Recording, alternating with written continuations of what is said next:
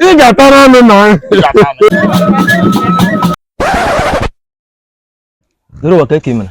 adịkwa m mma nwanne m daa ọ dị m mma. A wetere gị ozi ọma. E wetere gị. Gakwa ka anyị na ha ekwusị. Ihe m na-awa gị maka 3 days m na-abịa ebe a. Ihe m na-awa gị ị na-etinyela ọrụ. Nwanne m nyakwa nke ichegharị ahụ. Nwanne m iwere kwe ndụ m anyị Kraịst ga-adị m mma mana achọrọ m ichetugodi. Achọrọ m ichetu. Isi na m were ndụ m nye Kraịst na ihe adịwara m mma na m na-ebido nwebe ego. Mana pastọ gị nwere na-ajụkwa onwe gị ajụjụ ụlọ m nọdụgodo a. Ị na-ajụkwa onwe gị ajụjụ? Ọ bụ na m were ndụ m nye Kraịst ndụ ma dị mma mana anyị na-ajụfe rie nne uche ebe na-achọ iri ike iyi. O nwere iji bịa ebe a ọkpa ka iji bịa. Ese m ya jụrụ na ịma nri nri mana ebubutere m n'ibu ụzọ kwaba aka ozugbo. Pastọ ihe ọ na-adịgoro gị m iwe sị na na-emebe mmadụ. I butere nri, but m wetere gị akwụ nke ga-agba gị ume. Akwụ gị ndụ. Akwụ gị m ndụ. Akwụkwọ ala nche mepere gị ga-ewetara gị ọganiru. Ọganiru nwebe ọganiru gị nwa. Ị na-aza George mụnwa.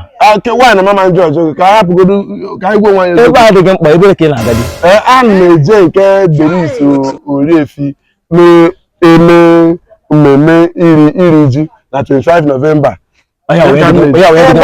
Pastọ nwekwa ị ga-preach m ka a hapụkwa ịga ebe ahụ. Efi ka nkọ, ewu ka nkọ, ọkụkọ ka nkọ, ma mmanya ma tombo everything dị ka ị na-asị m were ndụ m nye Kraịst hapụ ije nke Doris Efi. Ị na-akọrịtakwa? Biko pastọ mụ na ndị be m na-eje ebe a na-ebe a ka anyị hopụrụ iji iri ihe Krismas a.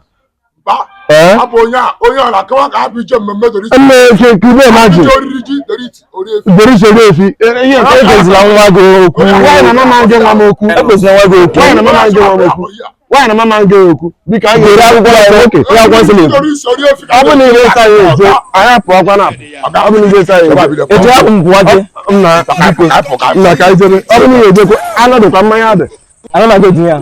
Jisi ike m. Which one are you smoking? Ị ga-atara ọnụ na